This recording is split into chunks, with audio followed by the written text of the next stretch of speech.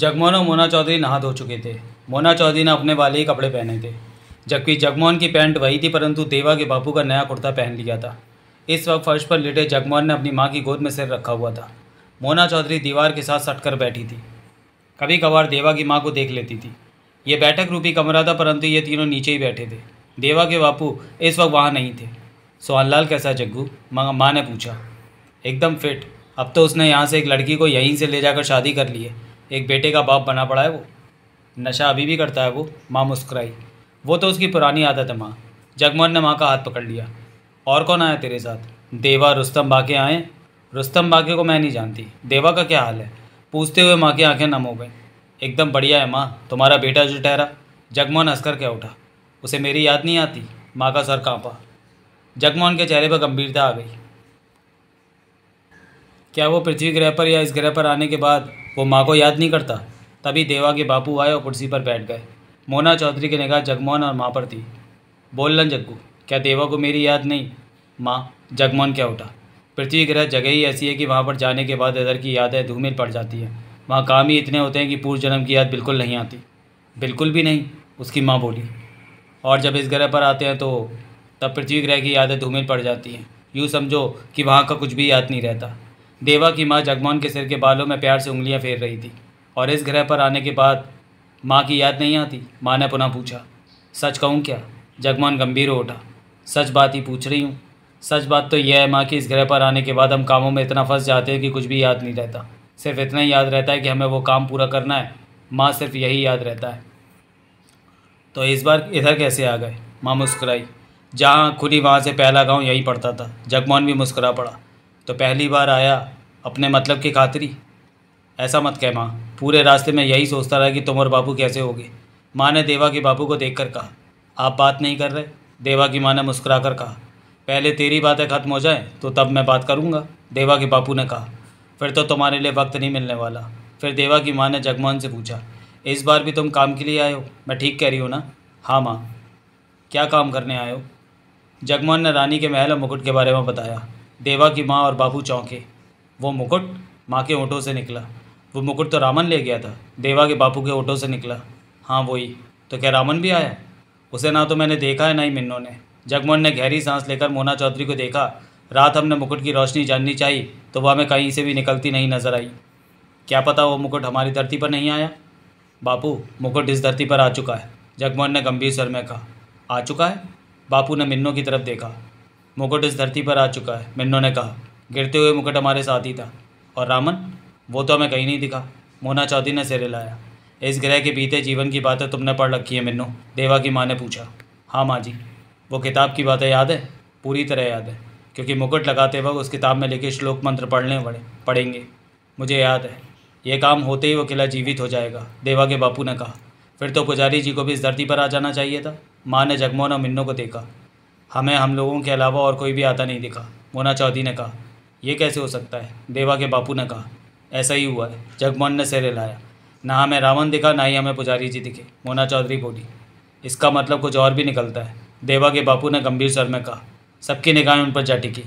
तुम्हारा रास्ता ना अपनाकर वो दोनों किसी अन्य रास्तों से आए हों, देवा के बापू ने कहा। मोना चौधरी मुस्कुरा पड़ी। जगमोहन ने गहरी सांस ली। पृथ्वी ग्रह से इस ग्रह पर पहुंचने के लिए एक ही रास्ता खुलता है, वो भी 1-2 मिनट के लिए, मोना चौधरी ने कहा। क्या कह रही हो मिन्नो? देवा का बापू कह उठा। मैंने ठीक कहा है, मोना चौधरी धीमे स्वर में कह उठी। ओह, देवा की माँ के होठों से निकला। रामन को तुम लोगों ने आते नहीं देखा? देवा के बापू ने कहा। नहीं। और वो मुकुट यहाँ आ चुका है? हाँ, मुकुट हमारे साथ ही आया था। तो रामन भी तुम्हारे रास्ते से ही भीतर आया? देवा के बापू ने दृढ़ स्वर में कहा। सबकी निगाहें देवा के बापू के दृढ़ चेहरे पर जा टिकी।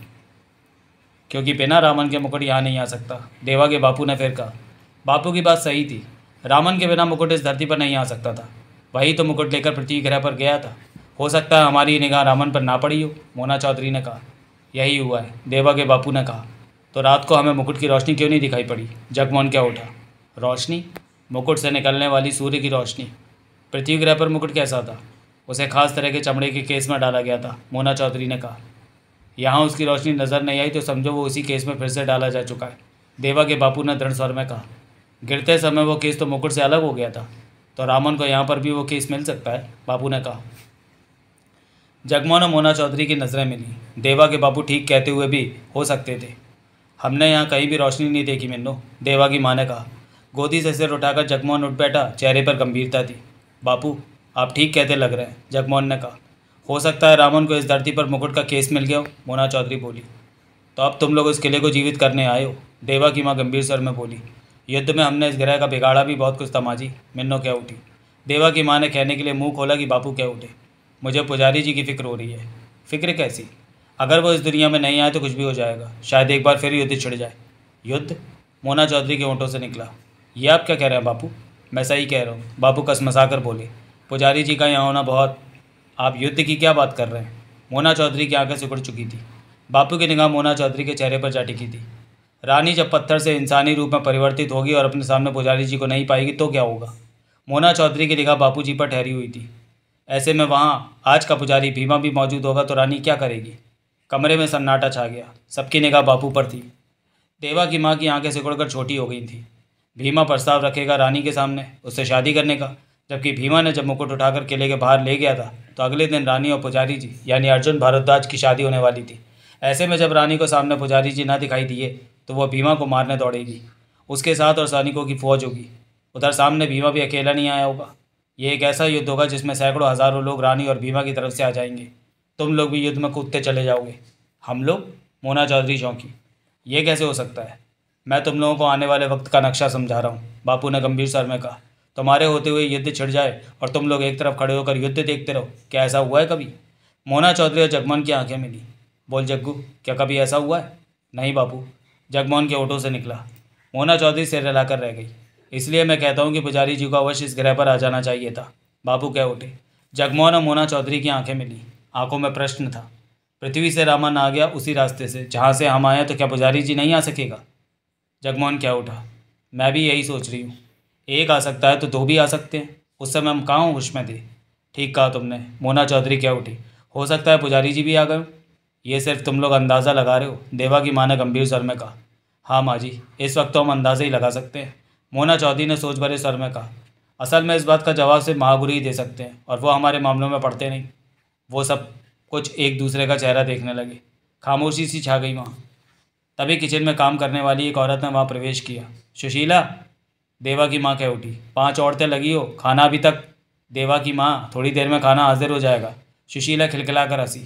जग्गू और मिन्नू के लिए खाना बना रही हूँ, थोड़ी देर तो लगनी ही थी, वो लग गई। मौसी, जगमोहन ने आंखें तरेर कर कहा।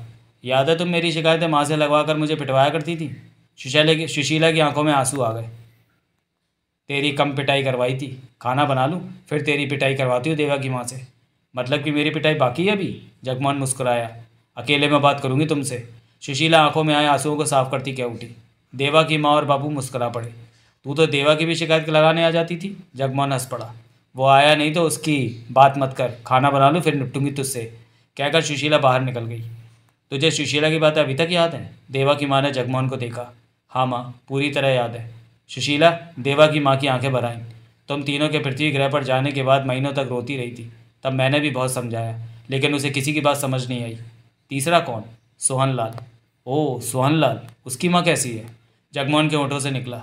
ठीक है, उसका खाना पीना ज़रूरतें हम पूरी करते हैं, वो शांति से दिन गुजार रही है। अब तक उसके पास तुम्हारे आने की खबर पहुंच गई होगी। 2 गली पारी तो उसका मकान है, वो कभी भी आ सकती है। मैं खाना खाकर उससे मिलने जाऊंगा माँ, जगमोहन ने कहा। देवा की माँ मिन्नू को देख कर कह उठी। पृथ्वी का पिछला जन्म तूने देवा की पत्नी बनकर गुजारा, लुधियाना में। आपको किसने बताया? मोना चौधरी के होठों से निकला। पेशीराम ने। मुझे भी पेशीराम ने बताया था, मोना चौधरी कह उठी। पर उस जन्म की मुझे बिल्कुल भी याद नहीं। पेशीराम 2-4 बार आया मेरे पास, इनसे भी मिला। देवा के बापू की तरफ इशारा किया। वो हमेशा ही बहुत दुखी और परेशान रहता है। वो अपने से मिले श्राप से मुक्ति पाना चाहता है। वो जानता है कि उसने बहुत बड़ी गलतियाँ की हैं, जिसकी वजह से देवा और मिन्नू में युद्ध छिड़ गया था और धीरे धीरे सैकड़ों हज़ारों लोग उस युद्ध में कूदते चले गए। ऐसा अंजाम तो उसने भी नहीं सोचा था। तभी उसे श्राप मिला कि जब तक वो देवा और मिन्नू में दोस्ती नहीं करा देता तब तक उसे श्राप से मुक्ति नहीं मिलेगी और वो इसी तरह जिंदा रहेगा। वो ये भी कहता है कि देवा से तो उसे मुक्ति मिल जाएगी और मिन्नू उसे मुक्ति देने को कभी भी तैयार नहीं होती। मिन्नू दूसरी तरफ देखने लगी। जगमोहन की गंभीर निगाह मोना चौधरी के चेहरे पर जा टिकी थी। देवा की माँ का यह सवाल करना मायने रखता था। देवा के बापू के चेहरे पर भी गंभीरता आ गई थी। पेशीराम ये भी बता रहा था कि तू देवा के प्रति बैर के भाव मन में रखती है। देवा की माँ बोली। वो जब भी मेरे सामने पड़ता है तभी मेरे मन में बैर के भाव आ जाते हैं। मोना चौधरी धीमे स्वर में कह उठी। तब तुम अपने पर काबू नहीं पाती हो, देवा की माँ ने कहा। काबू पाने का होश नहीं रहता। मोना चौधरी ने धीमे स्वर में कहते हुए माँ को देखा। मतलब कि तब तुम पूरी तरह देवा की दुश्मन बन जाती? ऐसी बात नहीं, कुछ काम हमने मिलकर भी किए हैं। फिर तो तुम्हें बाकी वक्त पर भी अपने होश संभाल के रखने चाहिए। ऐसा हो नहीं पाता। देवा की माँ गंभीर निगाहों से मोना चौधरी को देखती रही। जगमोहन भी बारी बारी दोनों को देख लेता था। देवा के बापू के चेहरे पर गंभीरता छाई हुई थी। तेरे को मालूम है कि युद्ध शुरू होने से पहले तू देवा की दुल्हन बनने वाली थी? देवा की माँ ने कहा। मोना चौधरी की निगाह देवा की माँ के चेहरे पर जा ठहरी। बोल, मैंने सच कहा ना? ये बात तो सारी नगरी को पता चल चुकी थी, मोना चौधरी ने कहा। मैंने तेरे से कहा था कि देवा की दुल्हन बनकर तू ही मेरे घर में आएगी। ये बात मैंने पहले ही तेरे से कही थी। उसके बाद तेरी माँ से तेरा हाथ मांगा था, याद है ना? मोना चौधरी का सिर सहमति से हिला। तुम्हारी और देवा की शादी की बात पक्की हो गई थी? बोल, हाँ। हाँ माँ जी। मोना चौधरी के चेहरे पर गंभीरता दिखाई देने लगी थी। तूने मुझे माँ जी कहना शुरू कर दिया था। मोना चौधरी चुप रही। हाँ बोल, अगर मैं सच कह रही हूँ तो? देवा की माँ ने कहा। आप हर बात सच कह रही हैं माँ जी। और हमारी आखिरी मुलाकात कब हुई थी, याद है तुझे? देवा की माँ का चेहरा गंभीर हो उठा। मैं जानती थी माँ जी, शुरू से ही जानती थी कि आप ये बात ज़रूर पूछेंगी। मोना चौधरी ने गहरी सांस लेकर कहा। मैं तुझे माँ जी, क्या ये बात यहीं ख़त्म नहीं हो सकती? देवा की माँ के चेहरे पर मुस्कान बिगड़ती चली गई। मैं तेरे से शिकायत नहीं कर रही हूँ। मोना चौधरी कुछ ना बोली। मैं तो तुझे और देवा को किसी अंजाम पर पहुँचाने की कोशिश कर रही हूँ। मोना चौधरी खामोश रही। बोल, देवा की माँ मुस्कुराकर बोली। हमारी आखिरी मुलाकात कहाँ किधर हुई थी? उस रास्ते पर जो हम दोनों को, जो हमारे गांव को जोड़ता है। हाँ। देवा की माँ का चेहरा गंभीर होता चला गया। दूसरी तरफ से मैं आ रही थी और तुम इस तरफ से उधर जा रही थी। तब बहुत गुस्से में थी, याद है तुम्हें? मोना चौधरी ने सिर हिलाया। तब मैंने तुम्हें कुछ कहा था? मोना चौधरी खामोश निगाहों से देवा की माँ को देखती रही। जवाब दे मेरी बात का, कि हम में क्या बात हुई थी? मोना चौधरी खामोश रही। लगता है भूल गई। मैं बताती हूँ तुम्हें कि मुझे सब याद है माँ जी, मोना चौधरी कह उठी। मिन्नू, मेरी प्यारी बहू। देवा की माँ का सर भर रहा उठा। तुझे ज़रूर याद होगा, पर मैं तेरे को वो बातें याद दिलाना चाहती हूँ कि तेरे साथ नीलू और परसू के अलावा कुछ और लोग भी थे। गुस्से से भरे तुम सब देवा को ढूंढ रहे थे, उससे बात करने के लिए कि वो युद्ध चाहता है या शांति चाहिए उसे। क्योंकि जिस तरह देवा तुम्हारे बारे में कुछ गलत कामों का अंजाम दे चुका था, उसी तरह तुम भी देवा के बारे में गलत कामों का अंजाम दे चुकी थी। मैं और देवा पेशीराम की बातों में, पेशीराम ने तुम्हें भड़काया था तुम्हारे घर जाकर कि देवा और उसके घर वाले तुम्हारे बारे में ऐसी ऐसी बातें कहते हैं। उसकी बातें सुनते सुनते तुम तैश में आ चुकी थी। पेशीराम हर दूसरे दिन तुम्हारे घर पर पहुंच जाता था और यही बातें करता था। वो बातें बाहर भी फैलने लगी थी। गुट बनते चले गए तुम्हारे और देवा के। मोना चौधरी गहरी सांस लेकर रह गई। जबकि तब तुम भी सही थी, देवा भी सही था। गलत था तो पेशीराम गलत था। याद आया मिन्नू? याद है माँ जी।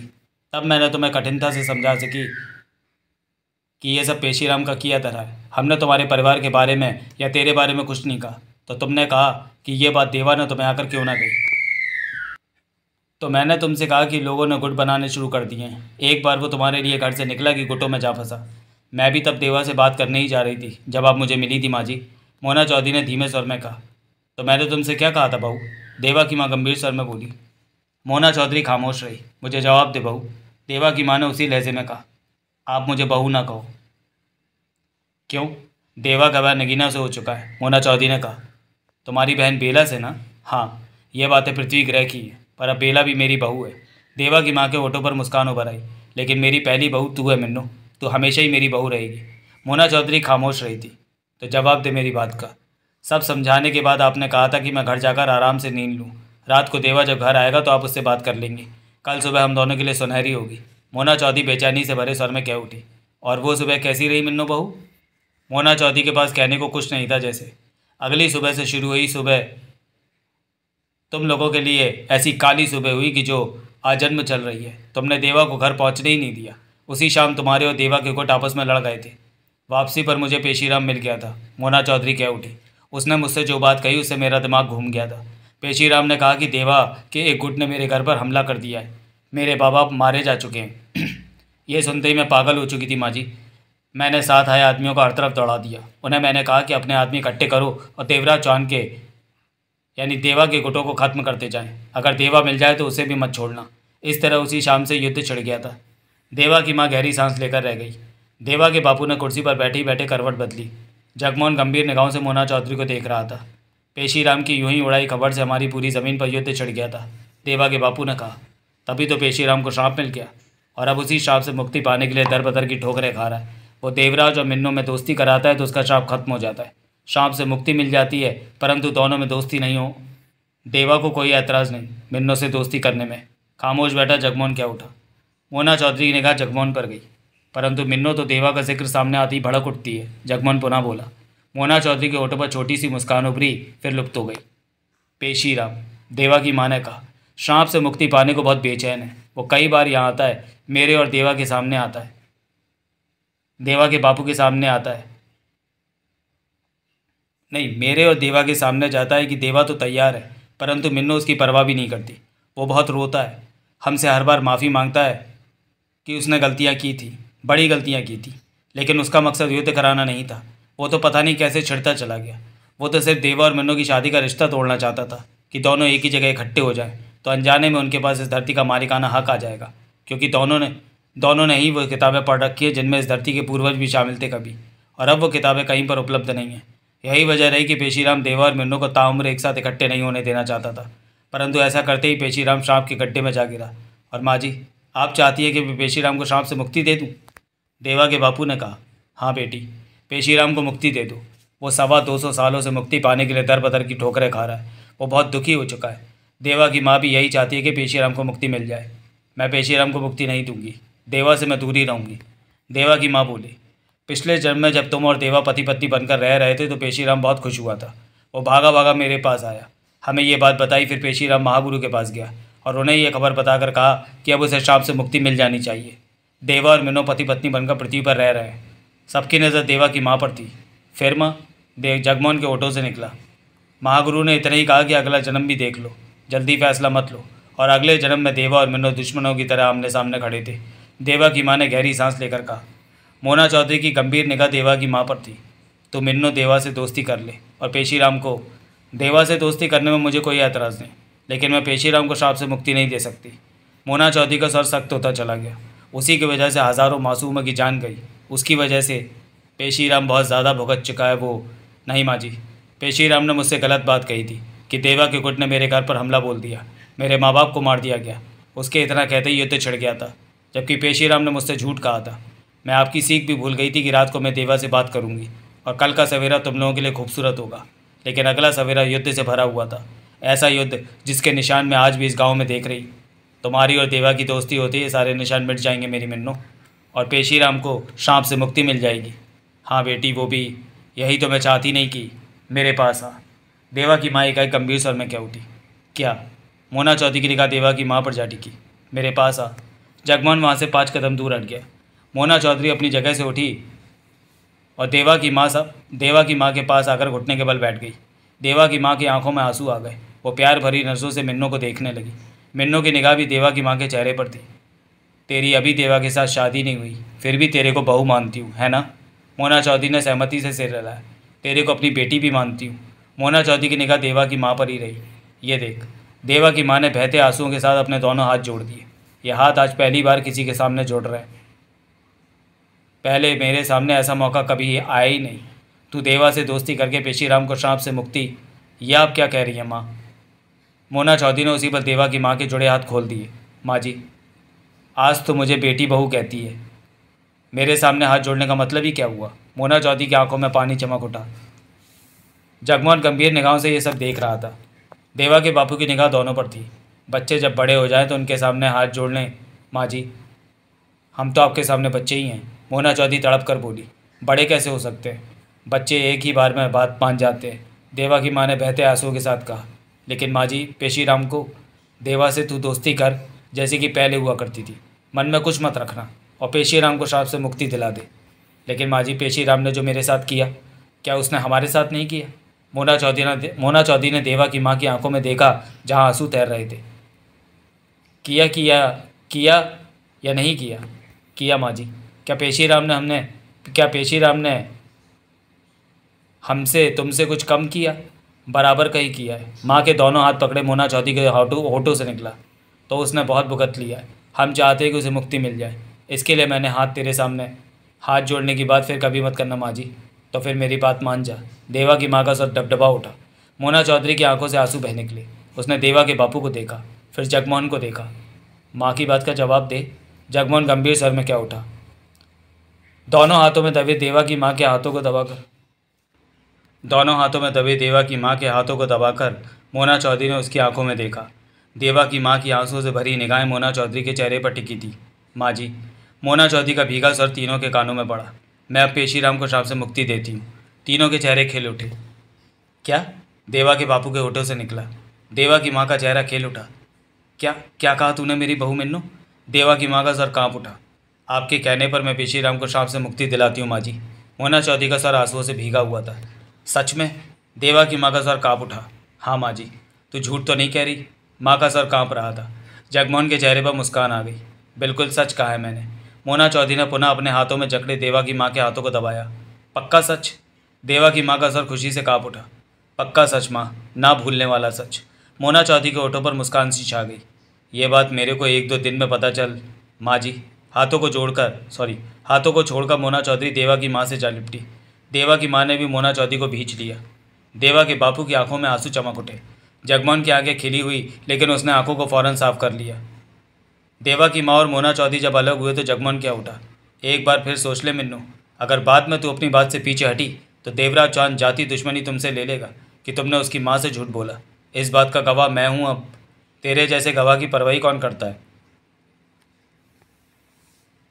मोना चौधरी हंसकर कह उठी। क्या मतलब? जगमोहन हचकचाया। देवा को सामने तो पढ़ने दे, फिर बात करना। देवा की माँ और बापू खिलखिलाकर हंस पड़े। तेरा मैं ये तो रूप देखना चाहती थी मिन्नो। देवा की माँ कह उठी। जीती रहो बेटी, देवा के बापू ने प्यार भरे स्वर में कहा। वहाँ अपनेपन से भरा माहौल छा गया था। पेशीराम पिछली बार जब आया था तो उसने बताया बेला ने पुत्र को जन्म दिया है। देवा की माँ ने खुशी से मोना चौधरी को देखा। राजदेव। मोना चौधरी के चेहरे पर खुशी आ गई। राजदेव? देवा की माँ के होठों से निकला। कुछ दिन पहले मैं बेला के पास गई थी। मैंने ही उस बच्चे को देखा, मैंने ही उसका नाम रखा था। राजदेव? देवा के बापू ने कहा। यह तो देवा जैसे ही नाम हो गया। पृथ्वी व देवराज चौहान नाम है देवा का, और मैंने उसका उल्टा नाम रखा है, मोना चौधरी बोली। पर मैंने तूने ऐसा क्यों किया? देवा की माँ ने पूछा। मैंने ने जगमोहन को देखा। जगमोहन चुप रहा। क्या तुम नहीं बताओगे जग्गू? मोना चौधरी गंभीर उठी। तुम ही बता दो, जगमोहन ने गंभीर स्वर में कहा। देवा की माँ बापू पर नज़र मारकर मोना चौधरी बोली। पृथ्वी ग्रह पर देवराज चौहान डकैती मास्टर के नाम से जाना जाता है। हम जानते हैं बेटी, देवा के बापू ने सिर हिलाकर कहा। जानते हैं? पेशीराम बहुत पहले ही ये बातें हमें बता चुका है, देवा के बापू ने गंभीर स्वर में कहा। उस जहाँ में कोई नहीं जानता कि देवराज चौहान हमारा बेटा है। हमसे मतलब तो इस ज़मीन से है जहाँ देवा नाम है उसका। हर कोई उसे इज्जत देता है, आदर देता है, यहाँ उसकी कद्र होती है। मोना चौधरी मुस्कुरा पड़ी। जगमोहन गहरी सांस लेकर रह गया। इस ज़मीन पर वो जब भी आता है कुछ ना कुछ बिगड़ा काम बना कर ही जाता है।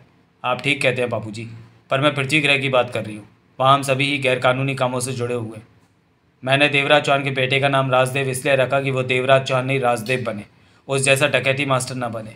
डकैती मास्टर जैसे लोगों को खास इज्जत से नहीं देखा जाता। मोना चौधरी कह उठी।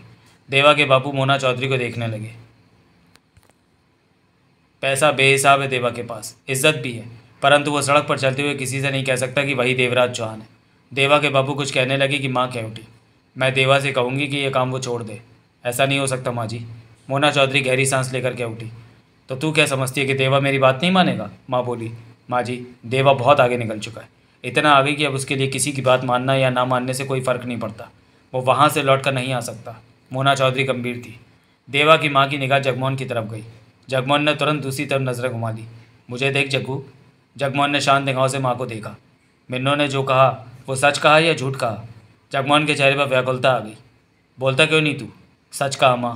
कहते हुए जगमोहन ने गहरी सांस ली। देवराज चौहान अब वापस नहीं पलट सकता। देवा की माँ ने बापू की तरफ देखा। देवा की माँ, बापू ने गंभीर स्वर में कहा। यह बातें पृथ्वी ग्रह की हैं, वहाँ की बातों से हमें कोई मतलब नहीं।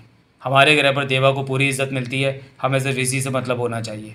तभी सुशील देवा के आने की खबर जिसे भी मिलती वो देवा के घर की तरफ दौड़ पड़ता। पूरा गांव देवा की गली में दोनों ओर अथवा मोड़ से आती सड़क पर इकट्ठा होता जा रहा था। जिसे जहाँ भी जगह मिलती वो वहीं से देवा को देख लेना चाहता था। शोरगुल मच रहा था। देवा देवा की आवाज़ें गूंज रही थी। लोग पर लोग चढ़े जा रहे थे। अपने घर के मोड़ पर पहुंच चुका था देवराज चौहान। इन्हीं गलियों में इसी जगह पर उसने तब अपना बचपन बिताया था। यहाँ का सब कुछ उसे अपना सा लगता था। देवा और नीलू घोड़ों पर मौजूद थे। घोड़े चल रहे थे। आसपास लोग इकट्ठे हुए साथ साथ चल रहे थे। अब घोड़ों को दौड़ाना संभव ही नहीं था। मन ही मन हैरान नीलू ये सब देख रहा था। वो नहीं जानता था कि देवा के गांव में इतनी बड़ी पूंछ होगी। हर तरफ देवा देवा ही गूंज रहा था। कई ऐसे लोग भी दिखे जिन्हें देवा जानता था। वो भी देवा को पहचान गए थे। देवा ने सिर हिलाकर उन्हें नमस्कार किया था। उन लोगों ने भी नमस्कार किया था। देवा जानता था कि अगर घोड़े से उतरा तो लोग उसे आगे नहीं बढ़ने देंगे, कंधे पर उठा लेंगे। यही वजह थी कि वो घोड़े से नहीं उतरा था। घोड़ा चलता हुआ आगे बढ़ रहा था। नीलू का घोड़ा उसके पीछे था। लोगों की आवाज़ों से देवा को खबर मिल गई थी जग्गू और मिन्नो भी यहाँ आ चुके हैं। लेकिन देवा की आंखों के सामने माँ और बापू की सूरत नजर आ रही थी। उनसे मिलने को दिल तड़प रहा था देवराज चौहान का, लेकिन गांव वालों को छोड़कर भी आगे नहीं बढ़ सकता था। फिर उसकी गली का मोड़ आया तो थोड़ा घोड़ा मुड़ता चला गया। सामने गली थी जो कि लोगों से भरी हुई थी। जग्गू और मिन्नो दूसरी तरफ से आए थे, जबकि वो और नीलू दूसरी तरफ से आए थे। मोड़ मुड़ते ही सबसे पहला गेट उसके ही घर का था। गेट के बाहर सबसे पहले उसकी निगाह बापू पर पड़ी, फिर मोना चौधरी पर, फिर माँ को देखा। इन सब के पीछे मुस्कुराता हुआ जगमोहन खड़ा उसे देख रहा था। देवराज चौहान की आंखों से आंसू छलक उठे। माँ कहते हुए देवराज चौहान घोड़े से कूदा और माँ की तरफ दौड़ पड़ा। माँ की हालत कांपती सी लग रही थी। वो 3-4 कदम आगे बढ़ाई थी। आंखों से आंसू की धारा बह निकली थी। थरथराते शरीर की बाहें आगे को उठ गईं। देवराज चौहान आकर उन भावों में समा गया। माँ की दोनों बाहें उसकी पीठ के गिर्द कस गई। तू, माँ के होठों से थरथराता स्वर निकला, तू देवा ही है ना? हाँ माँ। देवा फपक पड़ा। मैं देवा ही हूँ माँ, देवा ही हूँ। मेरा देवा आ गया। माँ देवा को सीने से भींचे कह उठी। हाँ माँ। देवा माँ के पास आ गया। देवा ने माँ को भींच रखा था। मैं तो समझी थी कि तू मेरे पास आएगा ही नहीं। माँ रोते हुए कह उठी। ऐसा मत कह माँ, तेरे पास जग्गू मिन्नो भी आ गए, मैं भी आ गया। देवा रो रहा था। पूरा गांव जैसे खामोश खड़ा उनको देख रहा था। महाजन भी घोड़े से उतरा, अपनी जगह पर खड़ा था। माँ तू कैसी है? देवा कह उठा। मैं बिल्कुल ठीक हूँ, तेरे सामने हूँ, देख ले, माँ ने रोते हुए कहा। तेरे को मेरी याद नहीं आई कभी? इस वक्त तो तेरी याद आ रही है, वैसे कम ही तेरी याद आती है। तू अकेला इस ग्रह से पृथ्वी ग्रह पर नहीं भेजा गया था, तेरे साथ और भी कितने लोग ग्रह से बाहर भेजे गए थे, माँ ने आंसू भरी आवाज़ में कहा। देवा ने माँ को अलग करते हुए कहा। अब आंसू रोक ले माँ। देवराज चौहान की आंखों में भी आंसू थे। सारा गांव देख रहा है। माँ ने अपने दुपट्टे से पहले देवा के आंसू साफ किए, फिर अपने। देवा तेजी से आगे बढ़ा और अपने बापू के पाँव छू लिए। बापू ने उसे बाहों से पकड़ा और छाती से लगा लिया। कैसा है मेरा देवा? बापू का सर भर्रा उठा। ठीक हूँ बापू, आप कैसे हैं? देवराज चौहान की आंखों में आंसू आ गए। बिल्कुल ठीक हूँ। देवा ने बापू को अलग करते हुए कहा। आप तो कभी रोया नहीं करते थे बापू, तो तू कौन सा रोता था? आज तेरे आंसू कैसे निकल रहे हैं? देवराज चौहान का आंसू भरा चेहरा मुस्कान से भर उठा। तभी उसकी निगाह सुशीला पर पड़ी। कैसी हो मौसी? देवराज चौहान के होठों से निकला। अच्छी हूँ देवा। सुशीला के गाल पर आंसू थे। तेरे को आंखों के सामने देखकर राहत मिली कि तू ठीक है। मैं ठीक हूँ मौसी, देवा ने अपनेपन भरे स्वर में कहा। अंदर चल माँ। वो नहीं, अंदर चल देवा। माँ ने देवा का हाथ पकड़कर आगे बढ़कर देवा का हाथ पकड़ा। अभी मैंने तेरे से बहुत सी बातें करनी है। मैंने भी तेरे से बहुत सी बातें करनी है। देवा के आंसू भरे चेहरे पर मुस्कान आ गई। बातें बाद में, पहले हमारा बनाया खा लो। सुशीला कह उठी। हाँ, तेरा खाना पहले, माँ बोली। मैं खुद देवा को अपने हाथों से खिलाऊंगी। और माँ मुझे? मिन्नो खिलखिला उठी। तुझे तो सबसे पहले खिलाऊंगी बहू मिन्नो, माँ कह उठी। बहू? देवराज चौहान ने माँ को देखा। सब कुछ यहीं पर पूछेगा क्या? हाँ चल माँ, भीतर चलते हैं। देवराज चौहान को वहाँ मौजूद लोगों से इजाज़त लेने में 10 मिनट का वक्त लग गया। भीतर आते ही देवराज चौहान जैसे देवा बन गया हो। सबसे पहले उन लोगों ने खाना खाया।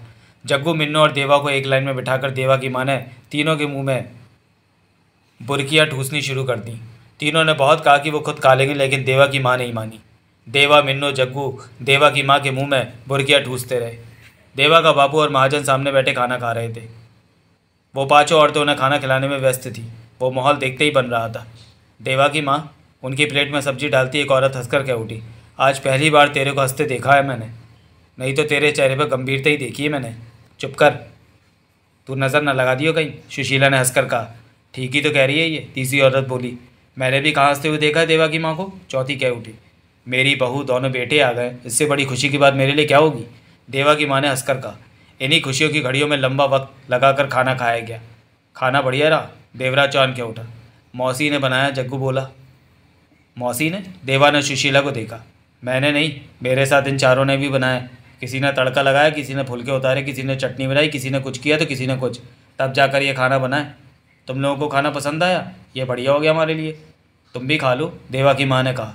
हमारी फिक्र मत करो, बहुत पड़ा है, रात के लिए भी हो जाएगा। तुम कौन हो? पहली फुर्सत मिल पहली फुर्सत मिलते ही देवा की माँ ने महाजन से पूछा। तुम्हें मैं पहले भी मिन्नों के साथ देख चुकी हूँ। मैं नीलू हूँ माँ जी। महाजन ने मुस्कुरा कर कहा। ये मेरा साथी है, मोना चौधरी कह उठी। ओह, तो तुम हो नीलू? तुम्हारा नाम मैंने सुन रखा है, माँ ने कहा। परसों भी मेरा साथी है, उसे भी अब देख चुकी है माँ जी। ज़रूर देखा होगा, पर मुझे उसका चेहरा याद नहीं। तुम्हारे कई साथी चेहरों को जानती हूँ मैं।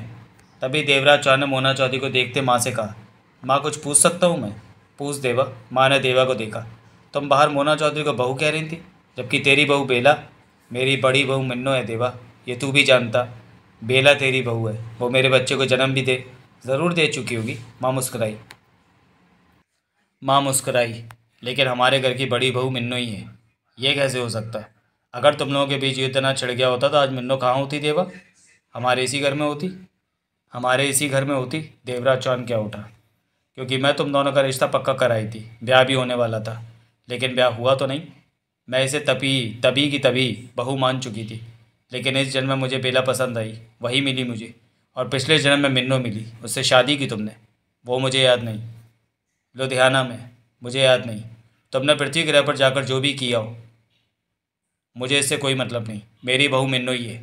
छोटी बहू तो अवश्य बेला को मान सकता है, माँ ने गंभीर स्वर में कहा। देवराज चौहान ने मोना चौधरी को देखते हुए कहा। तुमने माँ को समझाया नहीं कि पृथ्वी ग्रह पर हिंदू लोग सिर्फ एक ही शादी कर सकते हैं? मैंने जितना कहना था कह दिया, मोना चौधरी गंभीर स्वर में बोली। बाकी बात तू कर ले देवा। देवा? देवराज चौहान चौंका। मोना चौधरी ने देवराज चौहान की आंखों में झांका। देवा। एकाएक मुस्कुरा पड़ी मोना चौधरी। तुम मुझे देवा कह रही हो? देवा की माँ मुस्कुरा पड़ी। महाजन जो कि लेटा था वो फौरन उठ बैठा। बापू के होठों पर भी मुस्कान उभर आई। जगमोहन के होठों से गहरी सांस निकल गई। देवा। मोना चौधरी मुस्कुराहट भरे स्वर में कह उठी। हम पति पत्नी नहीं बन सकते, परंतु दोस्त बनकर तो रह सकते हैं। माथे पर बल डाले देवराज चौहान की निगाह फौरन जगमोहन की तरफ उठी। ये तुम क्या कह रही हो? महाजन के होठों से निकला। मोना चौधरी ने मुस्कुराकर महाजन को देखा। तुम तो देवराज चौहान के सामने आती उबलने लगती हो, महाजन बोला। मोना चौधरी के चेहरे पर मुस्कान छाई थी। मेरे और परसों के समझाने पर भी तुम कभी नहीं समझी, फिर आज आज ये देवा कैसे उठा? महाजन हैरानी से क्या उठा। मोना चौधरी की मुस्कुराती निगाह देवराज चौहान की तरफ घूमी, जबकि देवा की निगाह जगमोहन पर टिकी थी। जगमोहन नजरें फेरे बैठा था। जग्गू। देवराज चौहान ने गंभीर स्वर में पुकारा उसे। जगमोहन ने देवराज चौहान को देखा। मेरे पीछे यहाँ पर क्या हुआ? देवराज चौहान का सर गंभीर था। अपनी माँ से पूछ ले, जगमोहन ने धीमे स्वर में कहा। मैं तेरे से पूछ रहा हूँ। जगमोहन बीती सारी बातें देवराज चौहान को बताता चला गया। सुनकर देवराज चौहान का चेहरा और भी गंभीर हो उठा। मिन्नो ने माँ के कहने पर तेरे से दोस्ती कर ली और पेशीराम को श्राप से मुक्त कर दिया, जगमोहन बोला। देवराज चौहान की निगाह मोना चौधरी के चेहरे पर जा टिकी। इसका क्या भरोसा कि ये तब अपनी जुबान से फिर जाए? देवराज चौहान क्या उठा। मोना चौधरी के होठों पर छाई मुस्कान और गहरी हो गई थी। जगमोहन ने कुछ नहीं कहा। सबकी निगाहें देवराज चौहान और मोना चौधरी पर थी। मोना चौधरी। देवराज चौहान गंभीर स्वर में बोला। बोल देवा, तू अपने शब्द वापस ले ले। वो क्यों? क्योंकि मैं जानता हूँ कि तू अपने इस वायदे पर खरी नहीं उतर सकती, देवराज चौहान बोला। तो तेरे को मेरी सच्चाई का इल्म पहले से ही हो गया? मोना चौधरी हंस पड़ी। देख मोना। मोना चौधरी नहीं, मिन्नो कहे। इस वक्त हम पूर्व जन्म की ज़मीन पर हैं। मोना चौधरी मुस्कुरा रही थी। देवराज चौहान ने मोना चौधरी की आंखों में देखा। मोना चौधरी की आंखों में तीखी चमक भरी पड़ी थी। दोनों एक दूसरे को देखते रहे। मैं तेरे साथ दोस्ती कर चुकी हूँ देवा, मोना चौधरी क्या उठी। देवराज चौहान की आंखों में गंभीरता नाच रही थी। पेशीराम इस बार अपने श्राप से मुक्त हो चुका है, मोना चौधरी फिर बोली। पेशीराम आया यहाँ? देवराज चौहान ने जगमोहन को देखा। जगमोहन ने इनकार में सिर हिलाया। अगर पेशीराम श्राप से मुक्त हो चुका होता तो वह यहाँ ज़रूर आया होता। देवराज चौहान क्या उठा। वो मुक्त हो चुका है, मोना चौधरी ने मुस्कुराते हुए दृढ़ स्वर में कहा। महाजन चिंता से भरा मोना चौधरी को देखे जा रहा था। महाजन। देवराज चौहान की निगाह महाजन पर गई। क्या तुम मोना चौधरी की बात को सच मानते हो? महाजन को सोचों में डूबा क्या उठा। इतने लोगों के बीच बेबी कोई बात कह रही है तो वो झूठ नहीं होगी। देखा बापू? मोना चौधरी ने मुस्कुराते हुए देवा के बापू को देखा। मेरी बात का देवा विश्वास नहीं कर रहा। देवा ने नज़र उठाकर अपनी माँ की तरफ देखा। आंखों में चमक लिए माँ देवा को ही देख रही थी। तुमने कैसे विश्वास कर लिया कि मोना चौधरी सच कहे? मोना चौधरी नहीं, मिन्नो कहे। ठीक है, मिन्नो ही सही। तुमने कैसे मिन्नो की बात पर यकीन कर लिया कि ये सच कह रही है? ये मेरी बड़ी बहू है देवा। शादी हुई नहीं और बड़ी बहू। पृथ्वी पर तुम्हारी शादी हो चुकी है। पृथ्वी का एक जन्म तुम दोनों ने सुख शांति से साथ में बिताया है। मैंने यहीं पर ही से बहू मान लिया था। शादी पृथ्वी पर हुई तो क्या हुआ? देवा की माँ गंभीर स्वर में बोली। मैं पूछता हूँ माँ, तुमने ये कैसे मान लिया कि इस वक्त ये जो कह रही है वो सच है, झूठ नहीं? ये मेरी बेटी है, मेरी बड़ी बहू है। आज इसने जो बोला सब सच कहा है, माँ ने कहा। तुम जानती हो पृथ्वी ग्रह पर ये कैसे रहती है? देवराज चौहान ने गंभीर स्वर में कहा। पेशीराम ने बता रखा है कि तुम जैसे तुम रहते हो वैसी मिन्नो वहाँ रहती है।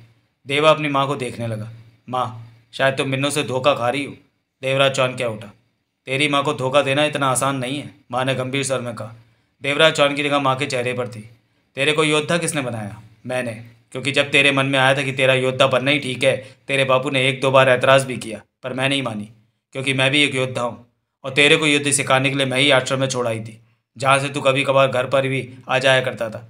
वहीं पर तेरी मुलाकात मिन्नो से भी हुई थी। इन बातों में ये बात कहाँ से आ गई माँ? देवराज चौहान ने गंभीर स्वर में कहा। मैं तेरे को ये बता रही हूँ कि तेरी माँ को धोखा देना आसान नहीं है देवा। देवा ने अपने बापू को देखा।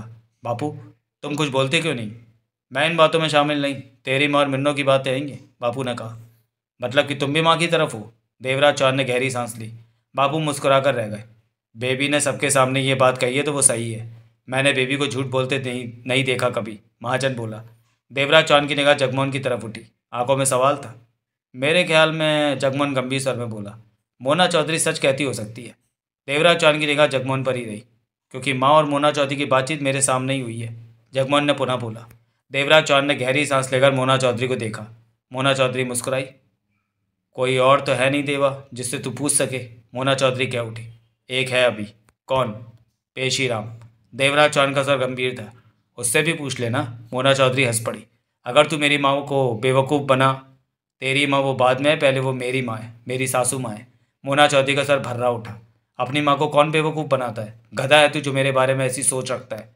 देवराज चौहान की निगाह मोना चौधरी के चेहरे पर टिकी रही। मान जा देवा। मोना चौधरी मुस्कुराकर देवराज चौहान को देख रही थी। मैंने पिछली बातें छोड़ दी हैं, तेरे से मैंने दोस्ती कर ली है और पेशीराम को श्राप से मुक्त कर दिया है। मान ले अब तो मेरी बात। सबकी नज़रें इन दोनों पर ही थी। कोई मुस्कुरा रहा था तो कोई गंभीर नज़र आ रहा था। मेरी और तुम्हारी दोस्ती की बात होती तो मैं मान लेता, लेकिन पेशीराम को तू श्राप से मुक्ति कैसे दे सकती है? उसी ने तो हमारा युद्ध कराया था, उसी की बातों में तो तुम आ गई थी, अब उसी को मुक्ति? मेरी सासू माँ ने मुझसे कहा कि पेशीराम यहाँ आकर माँ और बाबू के चरणों में गिरकर गिड़गिड़ाता रहा कि मुझे मुक्ति दे दो। इन्होंने मुझे काम बताया है। मैं सोच सकती हूँ कि पेशीराम कितना गिड़गिड़ाता होगा यहाँ आकर। मोना चौधरी का स्वर गंभीर हो गया। माँ जी का कहना है कि पेशीराम ने अपने किए से ज़्यादा भुगत लिया है। जब माँ जी ऐसा कह रही हो तो ये अवश्य ठीक कह रही होंगी। मैंने इनकी बात मानी और तेरे से दोस्ती कर ली। देवराज चौहान मोना चौधरी को देखता रहा। जब तक तेरे मेरे बीच पहले जैसी दोस्ती ना होती तो पेशीराम को मुक्ति भी नहीं मिलती श्राप से। देवराज चौहान गहरी सांस लेकर रह गया। सांसें तू बहुत ले रहा है देवा। मोना चौधरी मुस्कुरा उठी। जो भी कह ले तू, मुझे तेरे पर विश्वास नहीं आता। साथ में कह मिन्नो।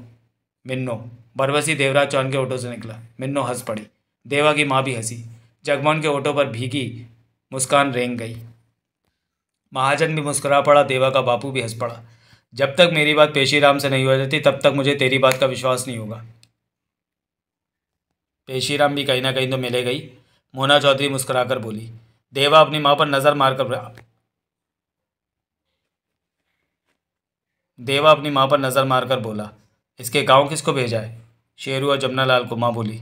ये खुद क्यों नहीं गए अपने गांव? देवराज चौहान ने पूछा। जवाब दिया मोना चौधरी ने। मैं क्यों जाऊँ उस गांव में? यह भी मेरा गांव है। इस गांव की मैं बहू हूँ। क्यों माँ जी? बिल्कुल मेरी बहू मिन्नू। मैंने हमेशा तुझे देवा की बीवी के रूप में ही पाया है। माँ क्या उठी। अगर बेला यहाँ गई तो? देवराज चौहान के माथे पर बल गिर आए। बेला भी मेरी बहू है, छोटी बहू। बड़ी बहू मिन्नू ही रहेगी, माँ मुस्कुराकर बोली। माँ, तुमने तो दोनों बहनों को अपनी बहू बना लिया। जगमोहन क्या उठा। मिन्नो पिछले जन्म में तेरी बहू बनी थी और इस जन्म में बेला तेरे पास आ गई। यह सब भी पेशीराम की वजह से ही हुआ, क्योंकि तुम्हारी और मिन्नो की दुश्मनी इस जन्म में भी थी और पेशीराम श्राप से मुक्त नहीं हो पाया था। लेकिन अब पेशीराम श्राप से मुक्त हो चुका है। माँ ने मुस्कुराकर कहा। इस जन्म में नहीं तो अगले जन्म में ही सही, मिन्नो हर बार तेरी ही दुल्हन बनेगी। हर कोई चुप से एक दूसरे को देख रहा था। तभी मोना चौधरी और देवराज चौहान की आंखें मिली। अजीब सी चमक थी उनकी आंखों में। तभी दरवाजे पर आहट उभरी। सबने उस तरफ देखा। वहाँ आई सुशीला खुशी भरे स्वर में कह रही थी, कुछ देर पहले मैं सोच रही थी कि सब आ गए पर सोहन लाल नहीं आया। अब उसके आने की खबर मिली। खबर मिली? जगमोहन चौंका। हाँ, अभी वो अपने घर पहुंचा है। सुशीला बहुत खुश थी। अपने घर? देवराज चौहान मुस्कुरा पड़ा। गांव में आ गया तो सबसे पहले अपनी माँ से ही तो मिलेगा वो, देवा के बापू ने हंसकर कहा। देवा की माँ की आंखें भर आईं। तुम सब बारी बारी यहाँ पहुँच गए, ये किसी शक्ति का ही कमाल है, माँ ने कहा। सोहनलाल के साथ एक आदमी और भी है, सुशीला ने पुनः कहा। कौन आदमी? मोना चौधरी के ओठों से निकला। मैंने उसे देखा नहीं, पर मुझे खबर मिली है कि वो रामन भी हो सकता है। महाजन क्या उठा। रामन? जगमोहन ने महाजन पर निगाह मारी। रामन भी तो हमारे साथ, पर हम में से किसी ने उसे देखा नहीं। सोहनलाल के साथ परसों होगा। मोना चौधरी दृढ़ स्वर में क्या उठी। क्या? महाजन चौंका। इस वक्त हमारे बीच परसों ही नहीं है, मोना चौधरी बोली। बाकी और रुस्तम भी तो नहीं है हमारे साथ, हो सकता है उन दोनों में से कोई हो। जगमोहन क्या उठा। हाँ, कोई भी हो सकता है। महाजन क्या उठा। सोहनलाल का मकान यहाँ से 2 गलियों दूर है।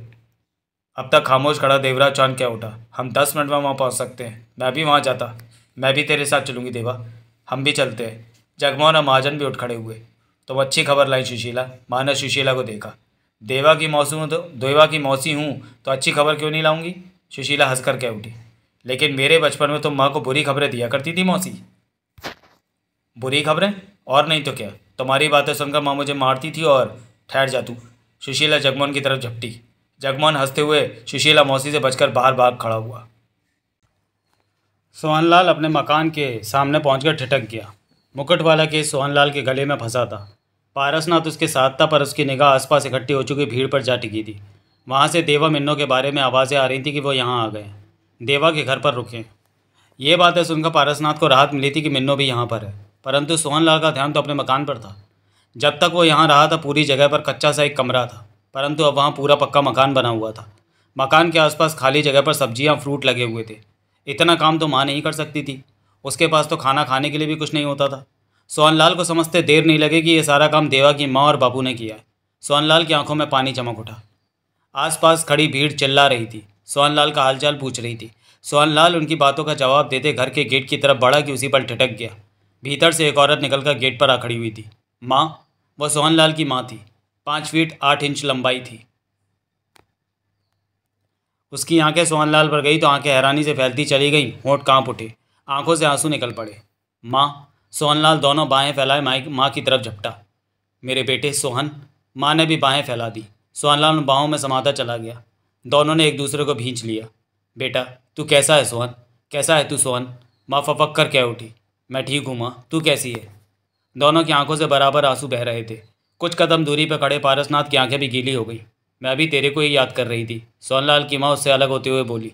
क्यों माँ? अभी अभी मुझे पता चला कि देवा जग्गू नीलू आए हैं। देवा की माँ के घर पर हैं वो। मैं समझी कि तू गांव की तरफ नहीं आ सका, आया होता तो सीधा मेरे पास ही आता। मैं उनसे मिलने जा रही थी कि तू आ गया सोहन। माँ रोते हुए कह उठी। माँ, मैं गांव में आई हूँ और आते ही तेरे से ना मिलूँ, ऐसा कैसे हो सकता है? सोहनलाल तड़प कर कह उठा। माँ भीगी निगाहों से सोहनलाल को देखती रही, फिर उसने पारसनाथ को देखा। ये भी तेरे साथ है ना? हाँ माँ, तू इसे नहीं जानती? ये परसू है, मिन्नो का साथी, सोहनलाल ने कहा। जानती हूँ, नाम सुन रखा है। भीतर आओ, तुम बाहर क्यों खड़े हो? माँ ने अपने पन से दोनों से कहा। बाहर भीड़ से विदा लेकर सोहनलाल और पारसनाथ भीतर आ गए। घर की हर चीज़ सजी हुई लग रही थी। सोहनलाल की माँ पृथ्वी ग्रह वाली 42-44 बरस की औरत लगती थी। शरीर भी ठीक ठाक था, देखने भर में ही वो सोहनलाल की माँ लगती थी। दोनों बैठे। सोहनलाल की माँ ने उन्हें पानी पिलाकर कहा, तेरे सफ़र की बातें बाद में पूछूंगी, पहले तुम नहा धो लो, मैं खाना तैयार कर देती हूँ। माँ? सोहनलाल ने माँ का हाथ पकड़ा। माँ ने भी निगाहों से सोहनलाल को देखा। तेरा खर्चा कैसे चलता है? सोहनलाल का स्वर जैसे भीग गया था। तेरे को नहीं मालूम क्या? माँ ने गहरी सांस लेकर कहा। तू बता माँ। देवा के माँ बापू ही तो मेरे लिए जिनसे मैं कोई सहायता ले सकती हूँ, सोहनलाल की माँ ने भर्राए स्वर में कहा। मैंने बहुत मना किया, लेकिन उन्होंने तुम लोगों के इस धरती से जाने के बाद मेरा मकान बनवाया, और उसके बाद मुझे कभी भी खाने पीने की कमी नहीं होने दी। मैं चाहे यहाँ रहूँ या उनके पास रहूँ, एक ही बात है मेरे लिए, या देवा की माँ के लिए, वो मेरी बहन है। सब कुछ वही है मेरी। सोहनलाल ने माँ का हाथ दबा दिया, आंखों से आंसू उमड़ पड़े। तू क्यों रोता है बेटे? तेरे को खुश देखकर माँ। सोहनलाल के आंसू भरे चेहरे पर मुस्कान तैर गई। बस बस बहुत हो गया, उसकी माँ ने डपट लगाई। 225 सालों बाद अब सामने पड़ा है और माँ से बड़ा प्यार दिखाता है। माँ ने अपने आंसुओं भरे गालों को साफ करते हुए कहा। तुम अपने गाँव नहीं गए परसों? नहीं माँ जी। जाओगे? वहाँ अपने सगे संबंधियों से तो मिलोगे? माँ ने पूछा। मिन्नो नीलू से मिलकर ही इस बारे में बात करूँगा, पारसनाथ ने कहा। इस बार कैसे आना हुआ पृथ्वी से? बता सोहनलाल। पारसनाथ ने सोहनलाल को देखा। सोहनलाल सिर हिलाकर बैठते हुए क्या उठा। माँ, तुझे रामन की तो याद होगी, जो भीमा को किले से चिराया मुकुट लेकर पृथ्वी पर चला? हाँ हाँ, याद है मुझे। वो किला तब से ही पत्थर बना पड़ा है। सोहनलाल की माँ कह उठी। हम उसी किले को ठीक करने आए हैं। उस पत्थर बने किले को? सोहनलाल की माँ चौंकी। सोहनलाल ने गंभीरता से सिर हिलाया। उसके लिए तो रामन को भी मुकुट के साथ आना। रामन आ चुका है, हमसे मिला भी और वो मुकुट भी हमें दे गया है। तुम्हें दे गया? सोहनलाल की माँ चौंकी। तुम चौंकी क्यों माँ? वो मुकुट लेकर रामन आया तो उसे भीमा के पास जाना चाहिए था, फिर मुकुट तुम दोनों के हवाले क्यों कर दिया उसने? ये तो वही जाने, सोहनलाल ने कहा। मुकुट पास रखकर वो पुजारी जी से झगड़ा नहीं लेना चाहता था, पारसनाथ बोला। पुजारी जी भी आए हैं? सोहनलाल की माँ के होठों से निकला। रामन का कहना है कि पुजारी जी भी आए हैं। उसने पुजारी जी को इस लोक में आते देखा है? देखा तो नहीं, पारसनाथ गंभीर स्वर में बोला, पर रामन का कहना है कि पुजारी जी भी वहाँ मौजूद थे जहाँ से इस लोक में आने का रास्ता बना था, इसलिए वो कहता है कि पुजारी जी भी यहाँ पहुँचे। सोहनलाल की माँ के चेहरे पर गंभीरता के भाव उजागर हो उठे। उसे सोहनलाल क्या उठा, भीमा से इतना डर नहीं जितना कि पुजारी जी का है। वो क्यों? माँ ने सोहनलाल को देखा। वो पृथ्वी ग्रह पर भी पुजारी जी से निपट कर आया, पुजारी जी से अब डरता है वो। पुजारी जी से हर किसी को डरना चाहिए, माँ गंभीर स्वर में कह उठी। तुम लोग रानी का किला ठीक करने आए हो? हाँ। उस रानी का किला जो कि पत्थर बनने से पहले पुजारी जी से ब्याह करने जा रही थी? हाँ माँ। रामन यहाँ वो मुकुट लेकर आया तो पुजारी जी यानी अर्जुन भारद्वाज भी इस लोक में आ चुके हैं। माँ का स्वर गंभीर था। यह क्या कह रही हो माँ? वो रानी जीवित होते ही सबसे पहले अर्जुन भारद्वाज को अपने सामने देखना चाहेगी। सोहनलाल और पारसनाथ की नज़रें मिली। माँ जी ठीक कह रही है सोहनलाल, पारसनाथ क्या उठा। तूने पुजारी जी यानी अर्जुन भारद्वाज को पृथ्वी ग्रह पर कहीं देखा है? माँ ने पूछा। हाँ माँ, मैं उससे मिल चुका हूँ, पर तब नहीं जानता था कि वही पुजारी जी है। पता कैसे चला? यहाँ पर जब रामन मिला, उसने पुजारी जी के बारे में बताया, तब पता चला कि ये तो वही अर्जुन भारद्वाज है जिससे मैं पृथ्वी पर मिल चुका हूँ। सोहनलाल ने गले में डाला, केस आगे किया। मुकुट इसमें है माँ। सोहनलाल की माँ की सिकड़ी निगाह केस पर जा टिकी। इसमें है वो मुकुट? माँ के होंठों से निकला। हाँ माँ, रामन मिला और मुकुट मेरे पास ही छोड़कर खुद जाने कहाँ गायब हो गया, जबकि उसे मुकुट भीमा को देना चाहिए था। माँ के सर में चिंता भर आई थी। मेरे ख्याल में मुकुट इसलिए मेरे पास छोड़ गया क्योंकि इसका केस मेरे पास था। उसके पास मुकुट अकेला था जिसमें से रोशनी निकल सकती थी, इसलिए मैंने यह मुकुट इस केस में डाल लिया जो कि मेरे पास था। पर वो तो तब मुकुट छोड़कर चला गया था जब हम गहरी नींद में थे।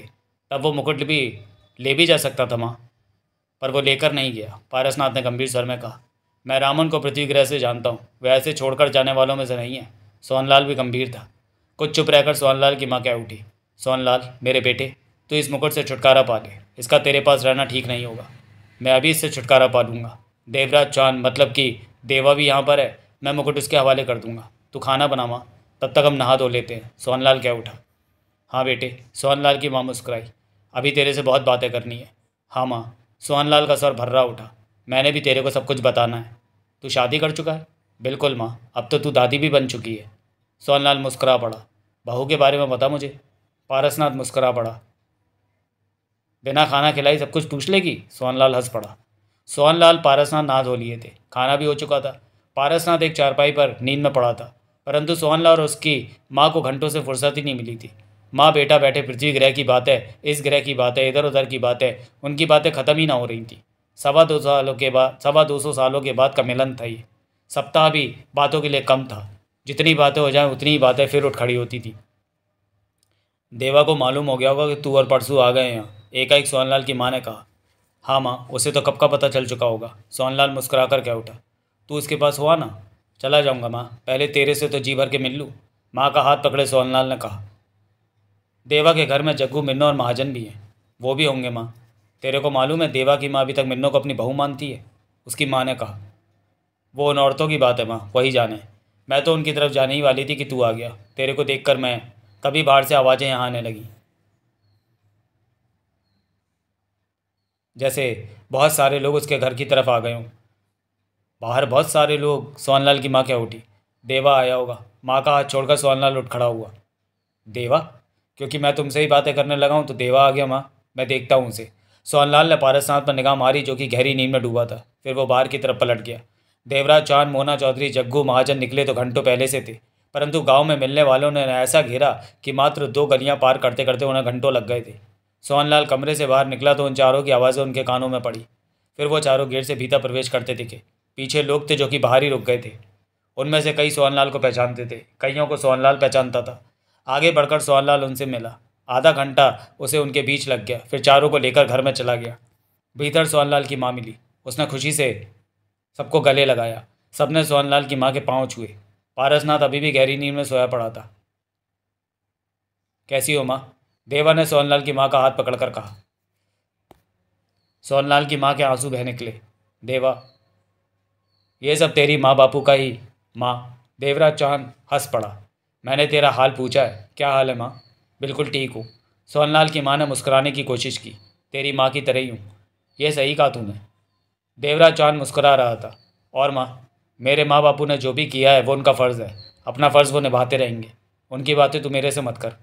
सोनलाल की माँ ने जगमोहन को देखा। तू कैसा है जग्गू? जगमोहन पुनः सोनलाल की माँ से लिपट गया। माँ, तेरे को देखकर बचपन की याद आ जाती है, जगमोहन बोला। फिर सोनलाल की माँ मोना चौधरी से बोली, तू कैसी है मिन्नो? एकदम ठीक माँ जी। सुना है तू देवा से दुश्मनी अभी तक निभा रही है। सोनलाल की माँ मुस्कुराई।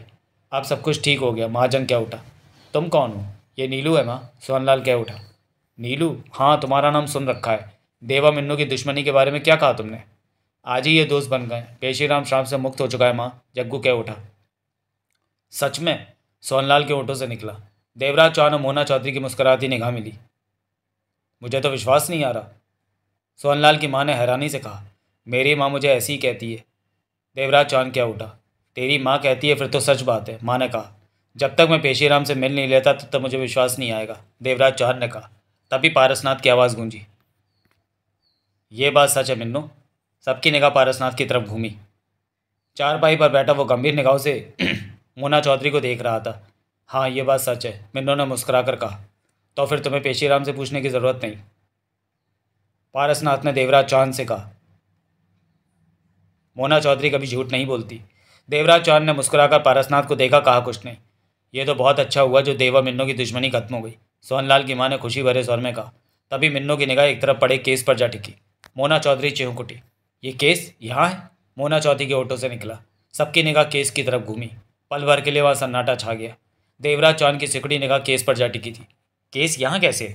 महाजन के होठों से निकला। इसे तो रामन के पास होना चाहिए था। जग्गू कह उठा।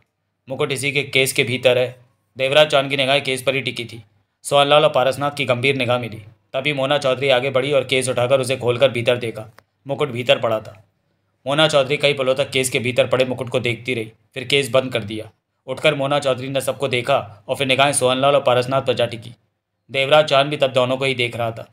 ये मुकुट तुम्हारे पास कैसे आया? देवराज चौहान ने गंभीर स्वर में कहा। रामन ने दिया था। पारसनाथ क्या उठा। रामन ने? देवराज चौहान की आंखें सिकुड़ी।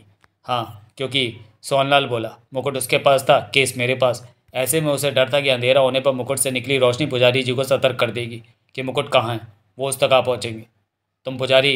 तुम भीमा पुजारी कह रहे? मोना चौधरी ने पूछा।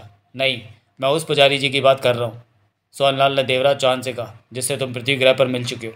किस पुजारी के बारे में कह रहे हो तुम? अर्जुन भारद्वाज। सोनलाल गंभीर स्वर में क्या उठा। अर्जुन भारद्वाज? देवराज चौहान के माथे पर बल पड़े। मोना चौधरी की आंखें सिकुड़ी। जगमोहन के होठों से निकला। तुम दिल्ली के करोल बाग में मौजूद सुपर प्राइवेट डिटेक्टिव एजेंसी के मालिक? हाँ, मैं उसी अर्जुन भारद्वाज के बारे में बात कर रहा हूँ। सोनलाल क्या उठा। वो उसे तो मैं अच्छी तरह जानता हूँ। देवराज चौहान के होठों से निकला।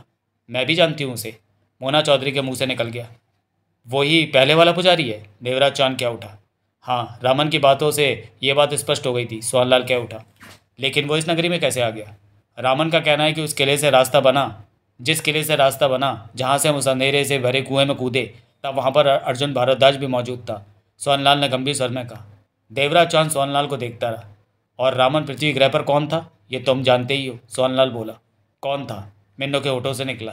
जुगल किशोर। जुगल किशोर? जगमोहन के होठों से निकला। जुगल किशोर ही रामन है। देवराज चौहान के होठों से निकला।